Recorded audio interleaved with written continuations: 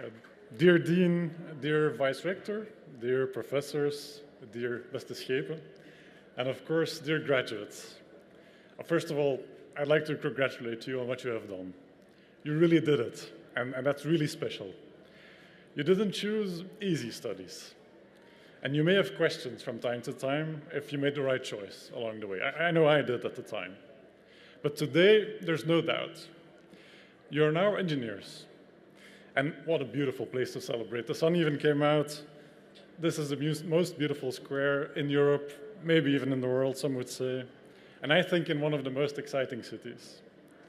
I hope that you, like me, were able to make a lot of close friends during your time as a student in Brussels, and that you've been able to discover our city to the fullest. Today is a really special moment. I'm really honored to be part of it. I had started my studies in engineering with the idea of understanding the physical world better, or even completely understand it, from black holes to computer chips. Of course, I may have been a little naive. And indeed, in the first year, Professor Irina Veretennikov at the time explained to us that physics is a language. A language. To be honest, I was kind of disappointed. I didn't want to learn languages at all. That was not why I chose engineering. I wanted to know how everything works. But her lectures were so engaging that I forgot about the idea that physics is a language. And that lecture, that was 20 years ago now. And I think I start to understand it now. Physics, but also chemistry, mechanics, even thermodynamics, allows you to speak and write about how something works and share it with others. And that's what makes it possible to invent a new technology with other people, because you will need other people to do that. You will immediately understand what I mean when I say Zener diode, or Laplace operator, birefringence. So what you've actually learned is to speak multiple languages. And I think that's very appropriate in this city, where we often mix 3 or more languages in a single sentence. And so now that you have learned to speak all these languages, I can tell you that there's an advantage to being an engineer. It's actually less difficult to find you a job that earns you some money. That's certainly good news, and perhaps many of you have already found work. But I think what is more difficult, and also as an engineer, is to find a job and a career that you feel good in, where you enjoy your work and find it exciting, kind of a dream job, in other words. How are you going to fill these almost 10,000 working days? But the idea of a dream job, I think, is a dream in itself.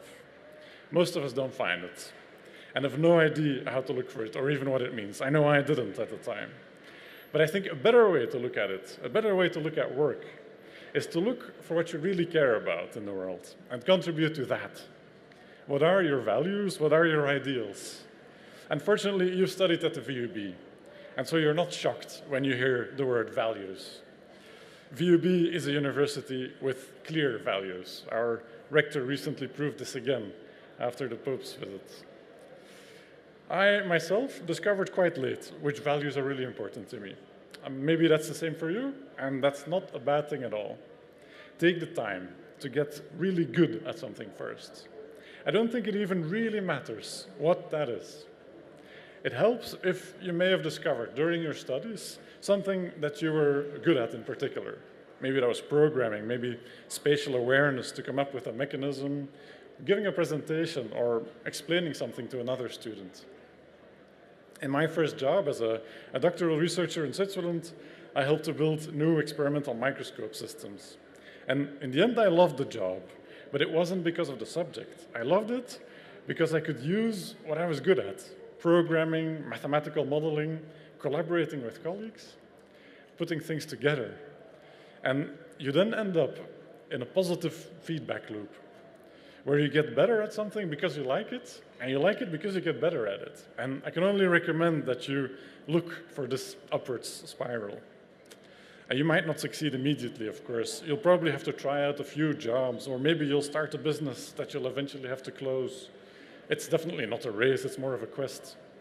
But after a few years, and maybe even a few jobs later, all of you will have become very good at some engineering things. if you've made that positive feedback loop work to the fullest. And if you take the time to think about it every now and then, it will also become clear to you what you find important in your job and in the world. And then I think you have to make an important choice. What do you want to work on? To use an example from the Dutch journalist and writer Rutger Bregman, far too many smart and talented people today are working on convincing as many other people as possible to click on an ad. That sounds like a waste of talent to me. I'm in my late 30s, and I'm hearing more and more from friends and from myself, are we actually contributing enough to the challenges our world is facing? And there are so many fantastic challenges in our time. We've heard it mentioned before, global warming, of course, the decline of biodiversity, but also contributing to healthier lives and connecting people. And the good news is there are so many ideas to tackle those challenges. There's no shortage of ideas. There's a lack of people to try them out and to implement them. And you can do that.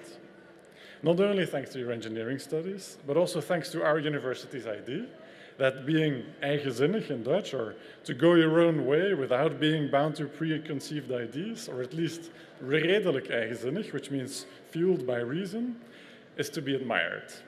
And personally, I try to do this by contributing in a startup company where we develop microbiome analysis technology.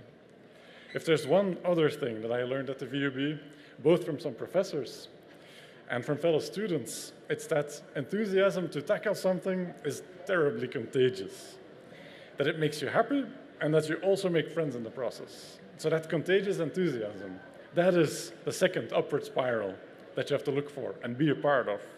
You've learned many of the tools as engineers that can have a huge impact on today's challenges, both large and small. Look for what you want to work on. Make that science fiction reality, at least that utopian one. And today, enjoy this beautiful sunny day. Think back with nostalgia at your past student days. Keep the friends that you made close for the rest of your life, and everything will be fine. Thanks.